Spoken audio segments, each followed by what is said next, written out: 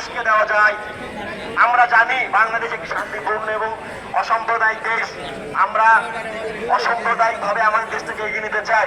কিন্তু যদি কোনো অপশক্তি এই বাংলার জমিনে কোনো বিশৃঙ্খলা, কোনো সাম্প্রদায়িক দাঙ্গা করা, রায়ট করার চেষ্টা করে, আমরা এই বাংলাদেশের তাওহিদ জনতা সেটাকে প্রতিহত করবো ইনশাআল্লাহ।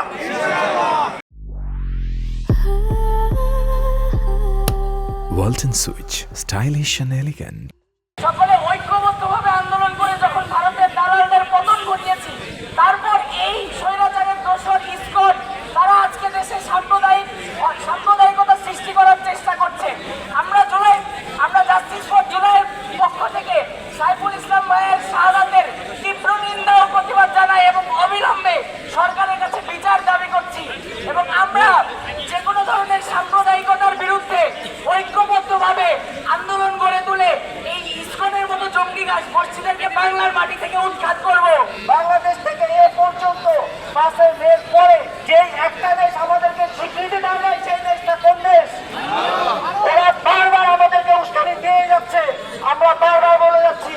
তারা শুধু তাই না, বাংলাদেশে যে হিন্দু বা অন্য সংখ্যালঘু যে জনগোষ্ঠী আছে তাদের জীবনকেও তারা অনিরাপদ করে তুলতেছে। আমরা স্পষ্ট করে দিতে চাই, বাংলাদেশে কোনো ধরনের সাম্প্রদায়িকতার জায়গা হবে না। আমরা যেমন মন্দির পাহারা দিয়েছি, আমরা ঠিক সেভাবে আমরা আমাদের প্রত্যেকটা দায়িত্ব পালন করব। কোনোভাবে আমরা কোনো উস্কানিতে দিল্লির কোনো ভাবে পা দেব না। বাংলাদেশে সাম্প্রদায়িক সম্প্রীতি বজায় রেখে যুগের পর যুগ, কালের পর কাল যেভাবে হিন্দু মুসলিম বৌদ্ধ খ্রিস্টান একসাথে বসবাস করে যাচ্ছে, এর বিরুদ্ধে কোনো ষড়যন্ত্র করে লাভ নাই। আমরা ঐক্যবদ্ধভাবে রাজপথে থাকবো এবং যে কোনো ষড়যন্ত্র, খুনি হাসিনায় দিল্লিতে বসে যে ষড়যন্ত্র করবে সেই ষড়যন্ত্রকে কঠোর হাতে মোকাবেলা করব।